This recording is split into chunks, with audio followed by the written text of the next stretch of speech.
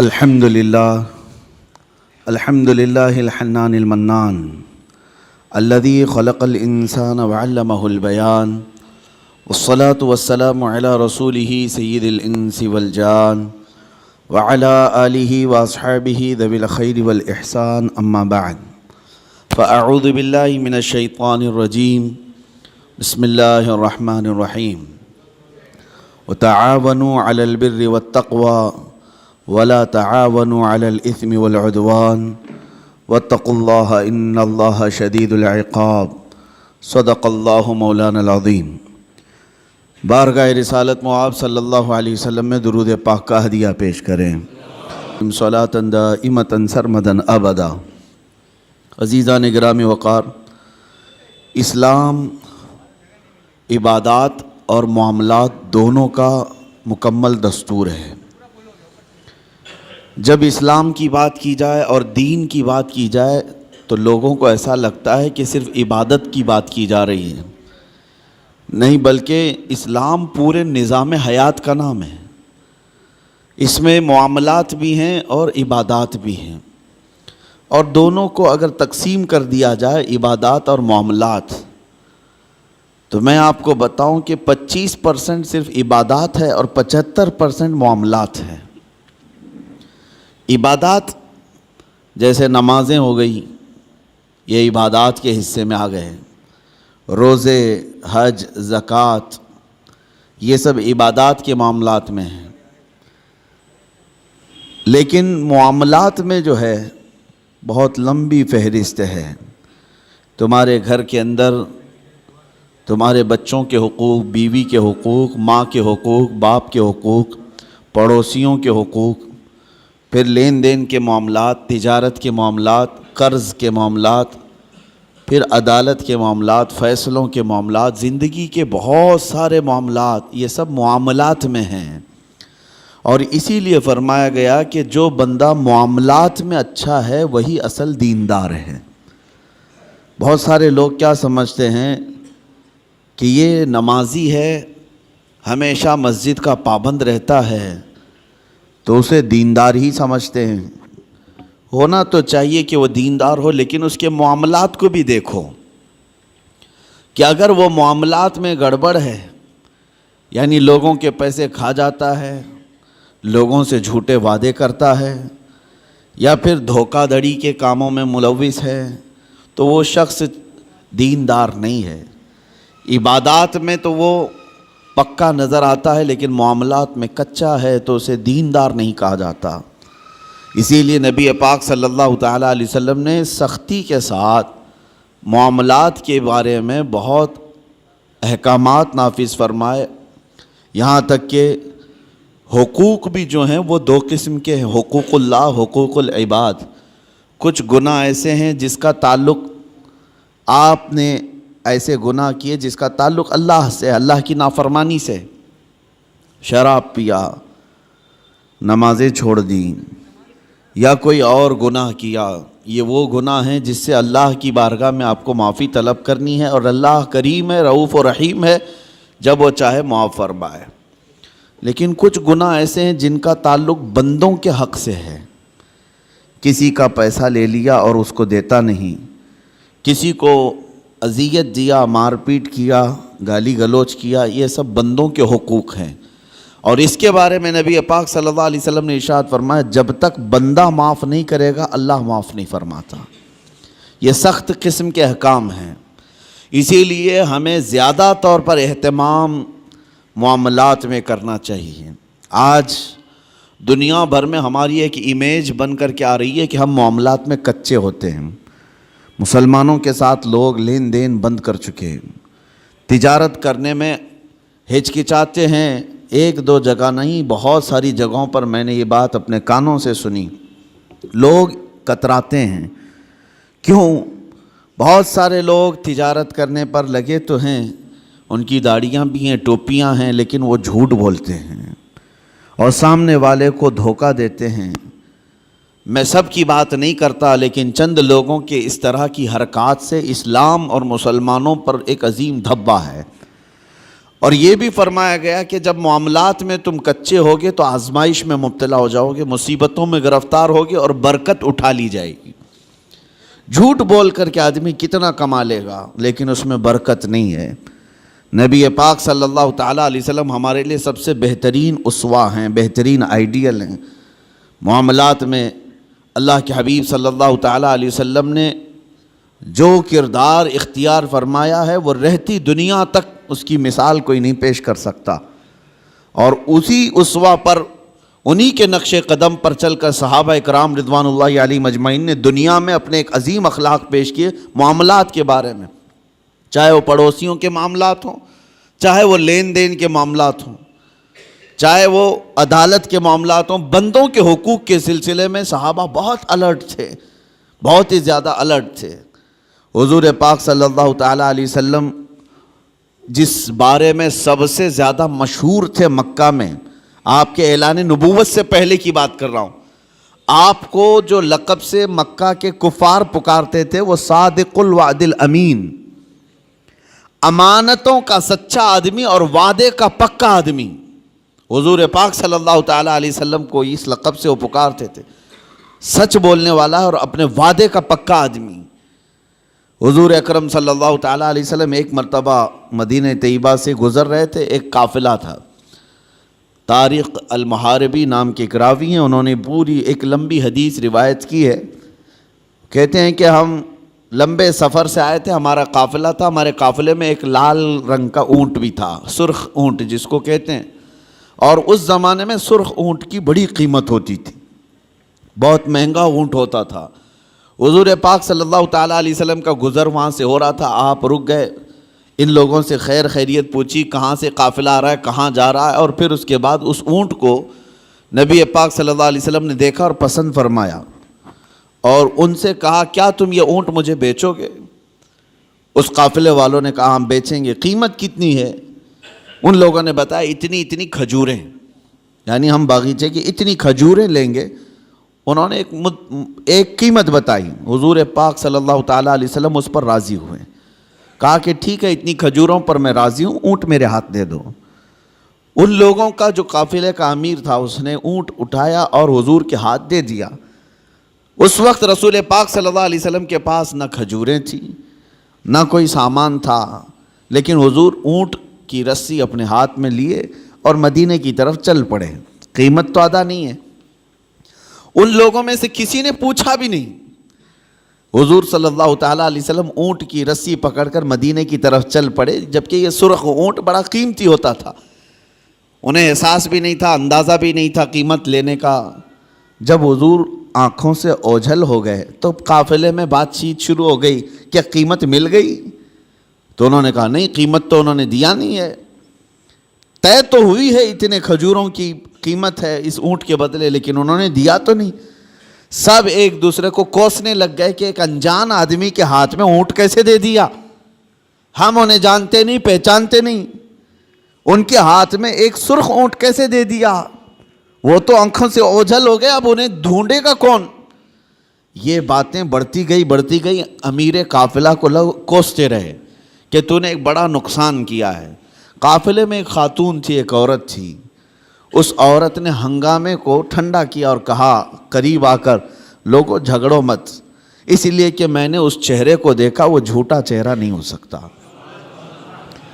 ان کی باتوں کو میں نے سنا ہے، وہ شہد سے زیادہ میٹھی ہیں، ان کے بیٹھنے اور اٹھنے کے انداز کو میں نے دیکھا ہے، وہ دنیا کا کوئی عظیم آدمی ہے، انتظار کیوں نہیں کرتے؟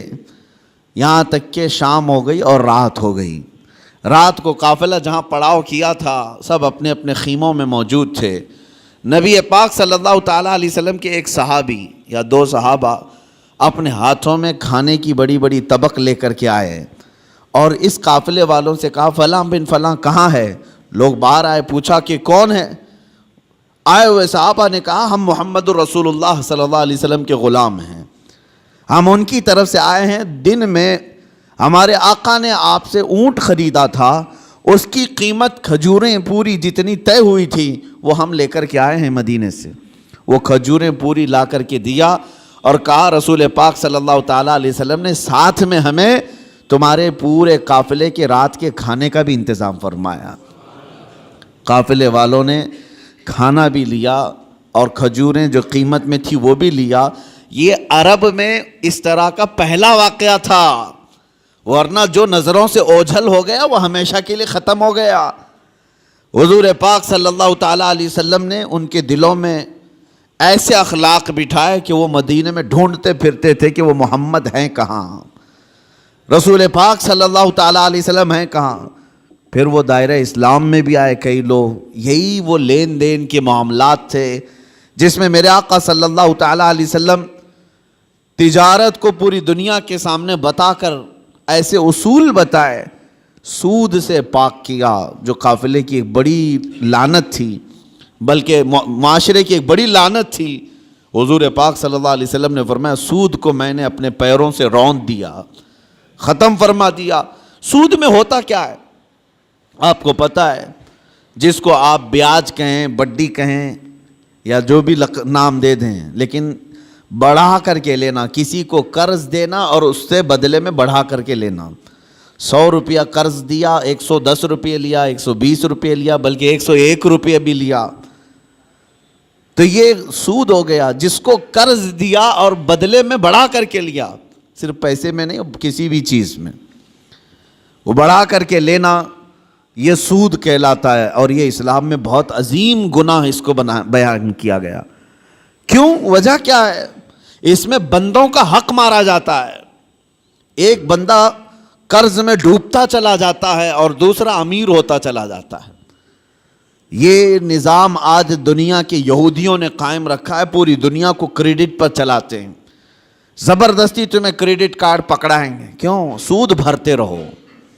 تم اپنے حلال کمائی کی قیمت، اپنے پسینے کی قیمت ان کو سود میں چکاتے رہو، بھرتے رہو. لوگوں کو احساس بھی نہیں ہوتا. یہ دنیا اس عظیم لعنت میں تمہیں لے کر کے جا رہی ہے. میرے آقا صلی اللہ تعالیٰ علیہ وسلم نے ارشاد فرمایا جس نے سود کا ایک لقمہ کھایا اس کا گناہ اتنا بڑا ہے کہ جیسے کہ اس نے خانہ کعبہ کے سامنے اپنی ماں سے زنا کیا. اتنا بڑا اس کا گناہ ہے. بلکہ ایک حدیث میں 73 درجے گناہ کے ہیں. سود کھانے والے کے گناہ 73 درجے کے ہیں، 73. اس میں سے پہلا درجہ یہ ہے کہ وہ ماں کے ساتھ بدکاری کیا ہو. عزیزان گرامی وقار، اس کو اتنا سخت کیوں بیان کیا گیا؟ بندوں کے حقوق مارے نہ جائیں، بندوں کے حق تلف نہ ہوں. امانت کے ساتھ جو معاملات ہوتے تھے، آپ دیکھیں وہی چیز آج ہمارے معاشرے سے ختم ہونے لگ گئی ہے. آج تمہیں لون لینے کی ضرورت کیوں پیش آنے لگی؟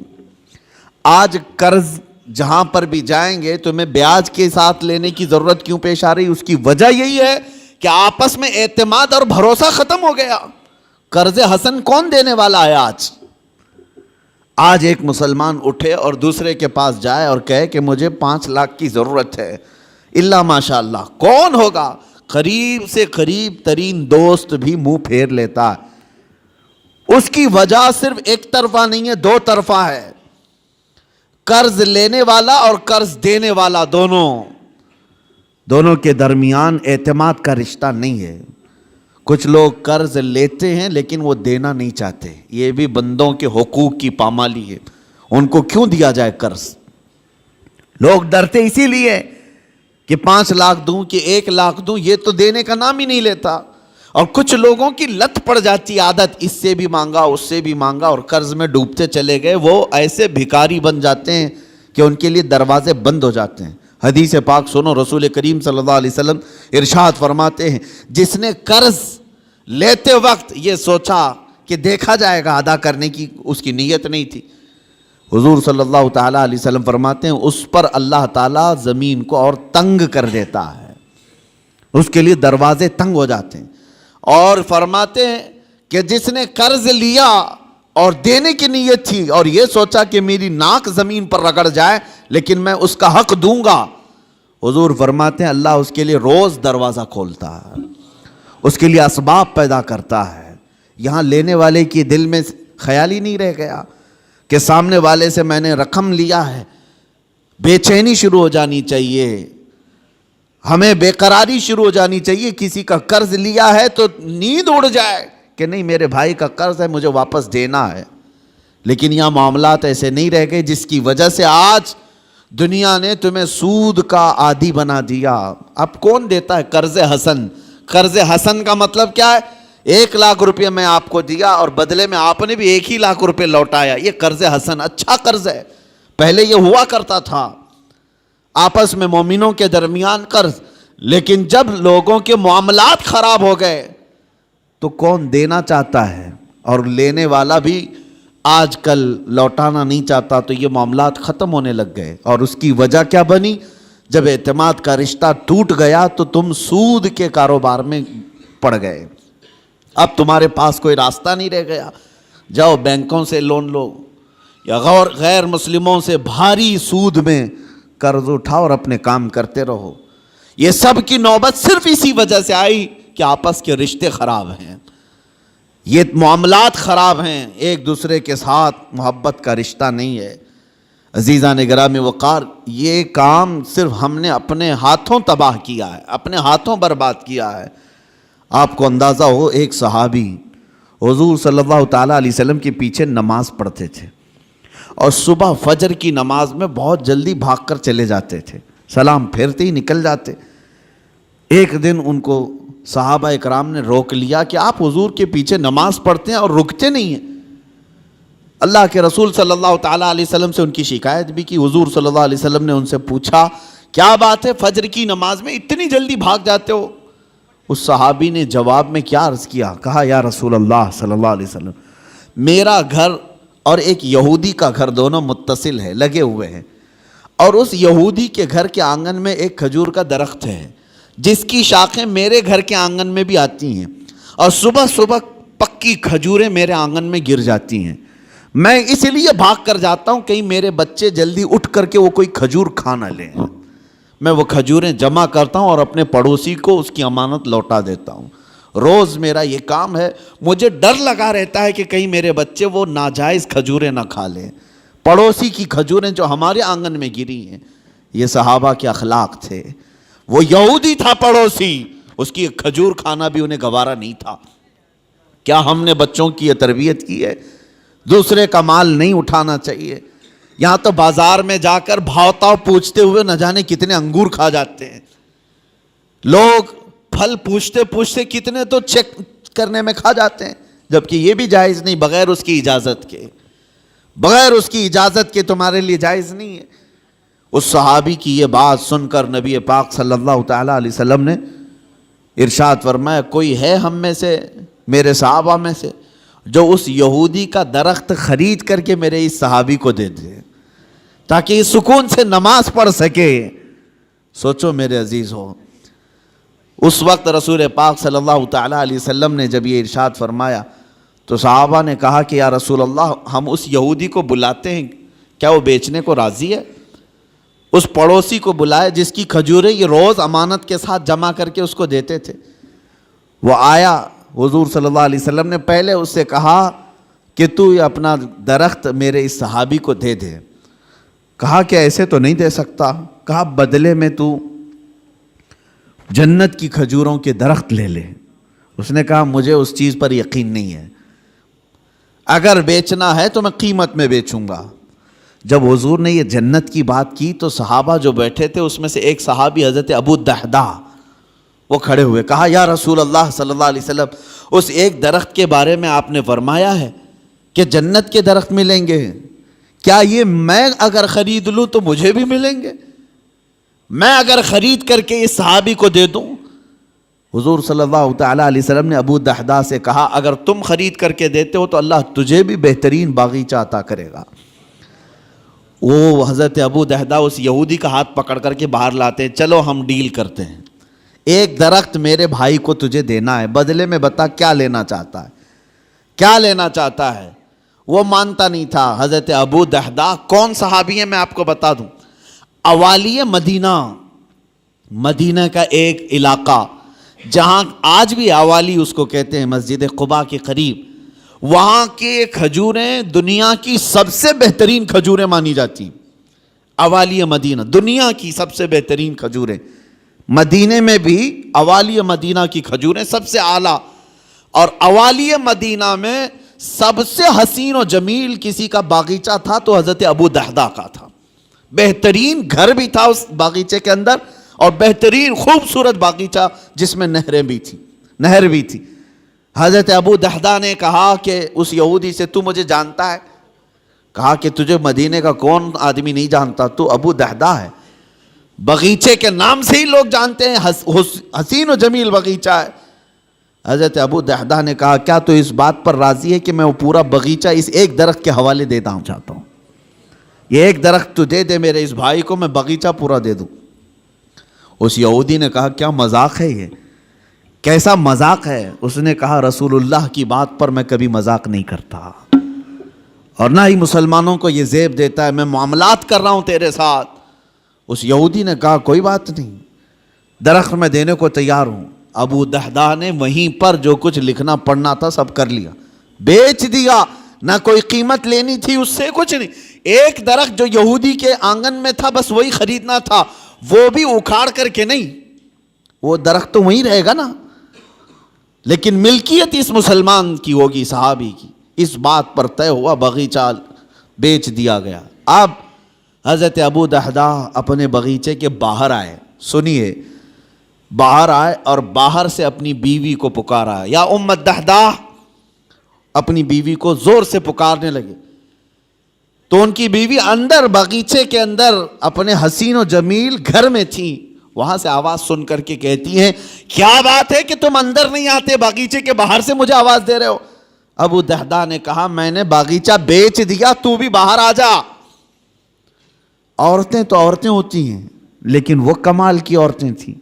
وہ باہر نکلی اپنے گھر سے اور کہتی ہیں ابو دحدہ مجھے تمہاری عقل پر پوری زندگی سے زیادہ یقین ہے، یقیناً سودا کیا ہوگا تو بہترین سودا کیا ہوگا، ایسے تو تم اتنا حسین باغیچہ بیچ نہیں سکتے، اگر بیچا ہوگا سودا کیا ہوگا تو بہترین سودا کیا ہوگا. وہ گھر سے اسی وقت نکل آئی. ابو دحدہ گھر باغیچے میں بھی نہیں گئے، گھر میں بھی نہیں گئے. یہودی سے کہا آج سے تیرا ہے یہ باغیچہ. وہ باہر آئی، خاتون پوچھا کتنے میں تم نے یہ باغیچہ بیچا ہے؟ تو حضرت ابو دحدہ نے ہنس کر کے کہا میں نے یہ رسول اللہ کے ہاتھ میں بیچا ہے، جنت کے ایک باغیچے کے حوالے. اللہ تبارک و تعالیٰ کے رسول جسے وعدہ کریں وہ جھوٹا نہیں ہوتا. ام دحدہ نے ہنس کر کے کہا مجھے میری جان سے زیادہ تمہاری عقل پر یقین تھا، یقیناً تم نے جو سودا کیا وہ دنیا کا سب سے عظیم سودا ہے. چلو یہ نہیں ماتم کیا کہ کیسے بیچ دیا، کس کو کس کی باتوں میں آ کر کے کیا کر دیا. وہ خاتون بھی صحابیہ تھیں، رسول پاک صلی اللہ علیہ وسلم پر ایمان رکھتی. تو باہر آئے یہ دونوں لوگ. اب سنیے، وہ یہودی جو ہے رات کو اپنی بیوی کے پاس آتا ہے اور ہنستا ہے. مسلمانوں سے بڑا بیوقوف میں نے کسی کو دیکھا نہیں. انہوں نے میرے آنگن میں موجود ایک درخت کے بدلے مدینے کا ایک حسین و جمیل باغیچہ میرے ہاتھ میں دے دیا. لیکن یہ بھی تو دیکھو کہ درخت تو وہ ہمارا ہی رہے گا، وہ ہمارے آنگن میں ہے، درخت کو کون اکھاڑے گا، کون نکالے گا. وہ اپنی بیوی سے رات بھر ہنسی مذاق کرتا رہا کہ مسلمانوں کو میں نے بیوقوف بنا دیا.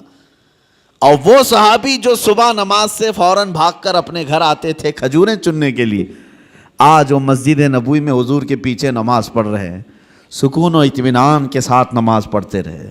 اور اس کے بعد نماز ہو گئی تو حضور صلی اللہ تعالیٰ علیہ وسلم نے صحابہ سے کہا کہ چلو اس صحابی کے ساتھ چلتے ہیں وہ درخت دیکھنے کے لیے، اس لیے کہ کسی کا گمان ہے کہ اس نے مسلمانوں کو بیوقوف بنا دیا. حضور پاک صلی اللہ تعالیٰ علیہ وسلم صحابہ کے ساتھ آئے اور اس صحابی کے گھر کے پاس جو یہودی کے آنگن میں درخت تھا، صحابہ فرماتے ہیں جب ہم قریب پہنچ کر کے دیکھے تو وہ درخت خود اکھڑ کر کے اس صحابی کے آنگن میں آ چکا تھا. خود ان کے آنگن میں وہ درخت موجود تھا. عزیزان گرامی وقار، یہ لمبی حدیث ہے، اس میں مجھے جو عرض کرنا تھا وہ یہی تھا کہ اس صحابی کے عمل کو دیکھو کہ وہ ایک مشت کھجوریں بھی اپنے بچوں کو ناجائز طریقے سے نہیں کھانے نہیں دینا چاہتے. ہمارے معاملات جب خراب ہو گیا تو لوگوں کا اعتماد اور بھروسہ بھی نکلنے لگ گیا. یہاں لوٹ کھسوٹ ایسی کچھ چیزوں کی میں نشاندہی کرتا ہوں کہ اللہ کا عذاب کس قوم پر آیا تھا. ایک بہت بڑی قوم حضرت شعیب علیہ السلام کی قوم. ان کے بارے میں قرآن میں ہے وَيَا قَوْمِ أَوْفُوا الْمِكْيَالَ وَالْمِيزَانَ بِالْقِسْطِ وَلَا تَبْخَسُوا النَّاسَ أَشْيَاءَهُمْ. حضرت شعیب علیہ السلام اپنی قوم کو بار بار ڈراتے تھے کہ ماپ تول میں کمی مت کرنا، ناپ تول میں کمی مت کرنا، برابر انصاف کے ساتھ لوگوں کو غلہ دیا کرو. وہ لوگ کیا کرتے تھے جس کو ڈنڈی مارنا کہتے ہیں، یعنی کلو کے کانٹے میں جو ہے فرق کر دینا اور کہیں سے کچھ نہ کچھ سیٹنگ کر کے مال تھوڑا سا سامنے والے کو کم جائے. اس گناہ میں مبتلا تھی وہ قوم، اور اس کو اللہ کے نبی حضرت شعیب علیہ السلام اس قوم کو ڈراتے رہے یہ زمین میں فساد ہے، اس چیز سے باز آؤ. وہ باز نہیں آتے تھے. جانتے ہو ناپ تول میں کمی کرنے کی وجہ سے اللہ کا بھیانک عذاب ان پر آیا، بہت سخت ترین عذاب آیا.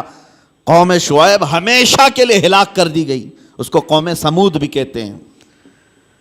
حضرت شعیب علیہ السلام کی قوم پوری ہلاک و برباد ہو گئی، ناپ تول میں کمی کرتی تھی. آج ہو سکتا ہے کہ ترقی یافتہ دور میں ناپنے کی چیزیں بدل گئی ہوں، لیکن اگر اس میں بھی کوئی خیانت کرتا ہے ایک ذرا برابر بھی، وہ اللہ کے عذاب میں گرفتار ہوگا. اس کی برکتیں ختم کر دی جائیں گی، اس کے چہرے کی رونق ختم کر دی جائے گی. اسی لیے میرے عزیزو ان معاملات میں پابند ہو جاؤ اور دیکھنا کہ ہمارے معاملات بالکل صحیح ہو جائیں گے. غیر مسلموں کے حالات تو آج ایسے کہ وہ لوگ اس چیز پر سختی کرتے ہیں. ان کی مارکیٹ میں سب ایک دوسرے کے تعاون کرنے والے ہیں، اور مومنوں میں ایک دوسرے کا تعاون کرنے والا نہیں. مارکیٹ میں اگر 4 دکانیں تمہاری ہیں، تمہاری تجارت زیادہ ہونے لگ گئی تو بغل والے کو حسد ہونے لگ گیا. سوچتے کہ میرا بھائی تو ہے، نہیں، حسد ہونے لگ گیا. اور تیسرا اس سے زیادہ جلنے لگ گیا. آپس میں اس بات کو لے کر کے سب جلن کے شکار ہیں. اور پھر اس کے بعد ہوتا یہ ہے کہ ذرا برابر کچھ کمی ہوئی تو دوڑے دوڑے بابا کے پاس جاتے ہیں، پڑوسی نے کچھ کرایا ہے، میری دکان میں کچھ ہوتا نہیں. تم آپس میں ایک دوسرے کو کیا کرایا اسی میں لگے رہے ہو. بلکہ ہم کچھ بازاروں میں گئے ہیں، دیکھا ہے، اور کسی کی دکان پر، غیر مسلم کی بات کر رہا ہوں، کوئی سامان نہیں مل رہا ہے تو وہ سامان نہیں مل رہا ہے تو یہ نہیں کہتا کہ چلے جاؤ دوسری جگہ، بلکہ وہ وہیں کھڑا ہو کر کے اپنے کسی بھائی کا ریفرنس دیتا ہے، کہتا ہے فلاں جگہ یہ ملے گا، یہاں جاؤ اور میرا نام لے کر کے کہو. وہ آپس میں تعاون ہے ایک دوسرے کا. مومنوں، آپ سب لوگ ایک دوسرے کے تعاون میں جب تک نہ آئیں تو رحمت خداوندی سے محروم رہو گے. اللہ تبارک و تعالیٰ کا عذاب آئے گا معاملات میں خراب ہونے سے. اسی لیے سود کو حرام اسی لیے کیا گیا تھا کہ دوسروں کے حق نہ مارے جائیں. دوسرا کوئی غریب سے غریب تر ہوتا جائے اور تم امیر سے امیر تر ہوتے جاؤ، یہ جائز نہیں اسلام میں. یہاں تک کہ غلہ جمع کر کے رکھنا اور وقت آنے کا انتظار کرنا یہ بھی حرام ہے. حرام ہے. چاول کو ذخیرہ کر لیا، احتکار اس کو کہتے ہیں، اس کو جمع کر کے رکھ لیا اور سوچتا رہا کہ مارکیٹ میں چاول جب کم ہوگا تو میں اپنا غلہ باہر نکالوں گا، اور اس وقت جو 100 روپے کلو کا چاول ہوگا میں 500 روپے کا بیچوں گا. یہ احتکار سخت ترین حرام ہے. کچھ لوگ ذخیرہ اندوزی کرتے ہیں، پیاز کو، آلو کو، چاول کو، گیہوں کو، یہ جو روز مرہ کی ضروریات ہیں اس کو جمع کر کے کئی گوڈاؤن میں سیف کر دیا، اور اس کے بعد مارکیٹ پر نظر رکھتے رہتے، مارکیٹ میں جب یہ چیزیں کم ہوں گی ہم اپنا غلہ باہر نکالیں گے. اسلام میں یہ جائز نہیں. بندوں کے حقوق مارنا یہ معاملات کی خرابی ہے، احتکار جائز نہیں ہے. اسی طرح میرے عزیزو چند باتیں جو ہمارے ساتھ ہو رہی ہیں، جھوٹ بولنا. حضور پاک صلی اللہ تعالیٰ علیہ وسلم کے پاس ایک صحابی آئے، انہوں نے کہا یا رسول اللہ صلی اللہ علیہ وسلم میں گھر بنانے کا کام کرتا ہوں، جس کو آپ مستری کہتے ہیں، معمار، میرا کیا ہوگا قیامت کے دن؟ حضور صلی اللہ علیہ وسلم نے فرمایا تو ابراہیم علیہ السلام کے ساتھ اٹھایا جائے گا. ایک صحابی آئے، انہوں نے کہا میں کپڑے سلتا ہوں، درزی ہوں، میرا کیا ہوگا؟ نبی پاک صلی اللہ تعالیٰ علیہ وسلم نے فرمایا تو حضرت ادریس علیہ السلام کے ساتھ اٹھایا جائے گا. ایک صحابی آئے، انہوں نے کہا کہ میں لوہے کا کام کرتا ہوں. حضور نے فرمایا تو حضرت داؤد علیہ السلام کے ساتھ اٹھایا جائے گا، جس کا جو پیشہ تھا اور جو نبی کا پیشہ تھا حضور نے ان کے ساتھ اٹھائے جانے کی بشارت دی۔ ایک صحابی نے کہا کہ یا رسول اللہ صلی اللہ علیہ وسلم میں تجارت کرتا ہوں، میرا کیا ہوگا؟ حضور پاک صلی اللہ تعالیٰ علیہ وسلم فرماتے ہیں اگر تو دو چیزوں کی پابندی کرتا ہے، جھوٹی قسم نہیں کھاتا اور جھوٹ نہیں بولتا، تو قیامت کے دن میرے ساتھ اٹھایا جائے گا۔ تجارت میں یہ دو چیزیں لوگ آج یہی زیادہ کرتے ہیں، جھوٹ بولنا اور جھوٹی قسم کھانا، اور سامنے والے کے کم عقل ہونے کو دیکھ کر کے اس کا استعمال کر لینا۔ لوگ اس انتظار میں رہتے ہیں کہ ایسا گاہک آئے، ایسا گراہک آئے جس کو معلومات کم ہو تو اسے جلدی ٹوپی پہنا دیا جائے، جس کو خرید و فروخت کا تجربہ نہ ہو اس کو جیسے تیسے بیچ کر کے ختم کر دیا جائے۔ لوگ تو ایسے گراہک کے انتظار میں رہتے ہیں۔ امام اعظم ابو حنیفہ رضی اللہ تعالیٰ عنہ، ہمارے امام سراج الامہ، یہ خود تاجر تھے۔ ایک بار بیٹھے ہوئے تھے اپنی دکان میں، ایک عورت کپڑا لے کر کے آئی۔ وہ کپڑا اچھے قسم کا کپڑا تھا، اور وہ عورت جو بیچنے آئی تھی اس کی قیمت وہ کم بول رہی تھی۔ امام اعظم کے پاس وہ آئی اور لے کر کے اس نے کہا کہ یہ کپڑا مجھے بیچنا ہے۔ حضرت امام اعظم نے پوچھا کتنے کا بیچ رہی ہو؟ اس نے کہا 10 درہم۔ تو آپ ہنسنے لگے کیونکہ آپ ماہر تھے کپڑوں کی تجارت کے۔ آپ نے کہا یہ کپڑا اتنی قیمت کا نہیں ہے۔ تو اس نے کہا مجھے ضرورت ہے، اتنی پیسے دے دو۔ امام اعظم نے کہا نہیں، میں یہ نہیں کہہ رہا کہ یہ زیادہ ہے، بلکہ تو قیمت کم لگا رہی ہے، کپڑا زیادہ قیمت کا ہے۔ تو اس عورت نے کہا اچھا قیمت کم میں نے لگائی ہے تو میں بڑھا کے بولتی ہوں، آپ بڑھا کر کے دے دیجئے، 50 درہم میں لے لیجئے۔ زیدے بڑھا دیا۔ امام اعظم نے کہا نہیں ابھی کم بول رہی ہے تو قیمت اس کپڑے کی۔ اس نے کہا 100 درہم۔ امام اعظم نے کہا کپڑا اس سے بھی زیادہ کا ہے، یہ کپڑا اس سے بھی زیادہ قیمت کا ہے۔ اس خاتون نے 3 بار قیمت بڑھائی۔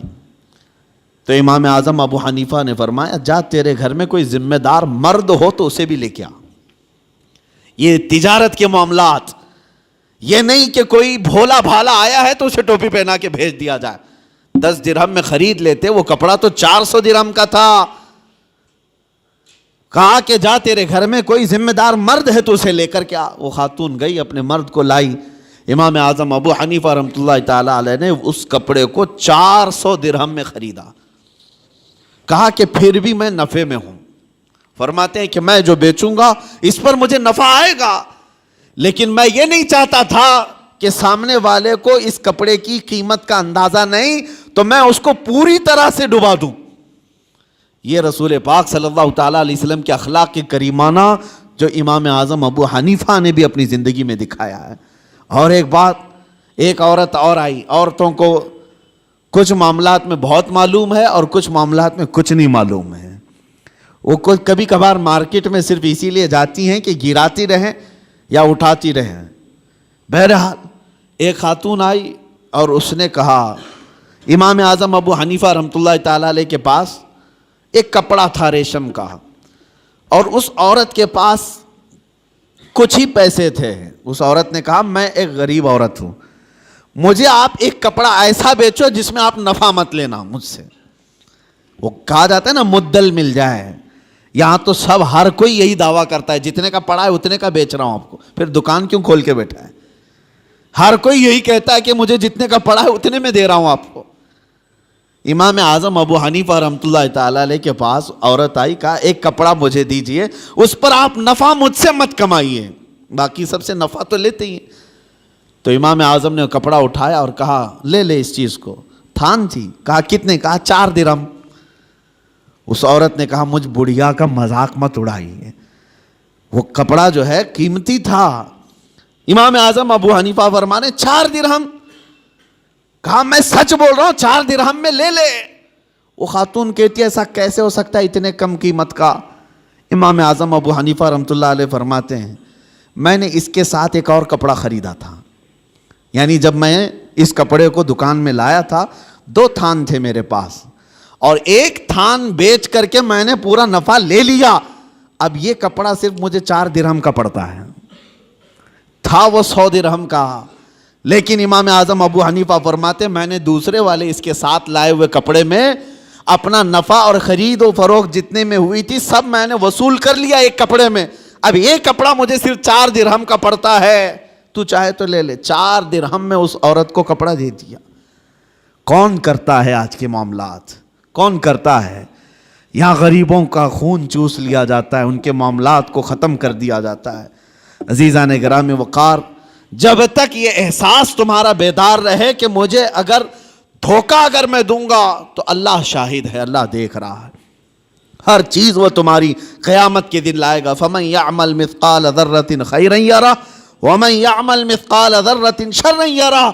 تم میں جو رائی کے دانے کے برابر نیکی کرے گا اللہ اسے بھی دکھائے گا, اور رائی کے دانے کے برابر جو برائی کرے گا اللہ وہ بھی تمہیں دکھائے گا. اس لیے معاملات میں پکے ہو جاؤ. لوگوں کو ٹھگنا, لوگوں کو بیوقوف بنانا, لوگوں کو کا استحصال کرنا, یہ نہیں ہے کہ تجارت تمہارے لیے حلال نہیں, نفع رکھو لیکن جھوٹ مت بولو. مثال کے طور پر ایک گھڑی ہم نے خریدی, میں نے 100 روپے کی خریدی ہے, اب مجھے بیچنا ہے 150 روپے میں یا 200 روپے میں. 150 روپے کی میں قیمت لگایا تھا, 50 روپے فائدہ تھا ہمارا. اور جب آپ خریدنے کے لیے آئے تو ظاہر سی بات ہے نیگوسیشن تو چلتا ہی ہے. آپ آتے ہی اس کی قیمت کم کرانے لگے, تو آپ جب قیمت کم کرانے لگے تو سیدھے آپ نے کہا مجھے 120 میں دو, اور ہم نے کہا اتنے میں تو مجھے پڑی بھی نہیں ہے, جبکہ ہمیں پتہ ہے یہ گھڑی 100 روپے کی ہے اور اس نے صرف 30 روپے کم کرایا تھا. ٹھیک ہے مجھے نہیں دینا تھا 30 روپے کم کر کے, نہ دیتا, لیکن یہ تو نہیں کہتا کہ مجھے پڑی ہی نہیں ہے, بلکہ اس سامنے والے کو اتنا کہہ دیتا کہ نہیں اتنے میں مجھے کوئی دینا نہیں ہے آپ کو, اتنے کم قیمت میں آپ کو بیچ نہیں سکتا. یہ چیزیں کہہ سکتے ہو, لیکن یہ کہنا کہ اتنے میں خریدا ہی نہیں, جھوٹ بولا, اور اس جھوٹ بول کر کے اس سامنے والے کو بیچا تو وہ قیمت پوری تمہارے لیے حرام ہی رہی. حرام لقمے اس طرح سے بھی گھر میں آتے ہیں. اگر آپ کو نہیں دینا ہے تو سیدھے صاف یہ کہہ دیتے کہ مجھے اتنے کم میں نہیں بیچنا ہے. سامنے والے کی مرضی ہے, لینا چاہے تو لے, نہ تو جائے. یا اگر آپ تجارت کے اصول جانتے ہیں, اس کو جانے نہیں دینا چاہتے, تو بیچ کی کوئی ریٹ پر آپ طے کر لیں, لیکن جھوٹ بول کر کے نہیں. تمہاری زبان پر کوئی جھوٹ آنے نہ پائے. اور جب اس طرح کی تجارت کرو گے, ہر حلال کھاؤ گے, تمہاری عبادات میں بھی برکت ہوگی, تمہاری دعائیں بھی اللہ کی بارگاہ میں بار اجابت سے ٹکرائیں گی. عزیزان گرامی وقار, پوری دنیا میں آج معاملات کے لیے ہم فکر مند ہیں کہ مسلمانوں کی ایسی چھبی بنائی گئی. ابھی میں ایک باہر ملک میں تھا, وہاں ایک صاحب کہہ رہے تھے کہ ہم جو ہے مال امپورٹ کرتے ہیں فلاں جگہ سے, لیکن ہم وہاں جا کر دیکھتے ہیں اگر کوئی مسلمان کنٹینر وغیرہ لگا رہا ہے تو ہم ڈر جاتے ہیں کہ واپس وہ ہمارے ملک میں آئے گا تو آدھا کنٹینر ملے گا, نہیں تو فلاں ایسا ہو جائے گا, فلاں ہو جائے گا. وہ ڈر اس بات کا ہے. کہا کیوں اس قدر بگاڑ لیا اپنے معاملات کو. عزیزان گرامی وقار, مسلمانوں کے حالات جب اس طرح سے بگڑے ہیں تب یہ تمام چیزیں آئی ہیں.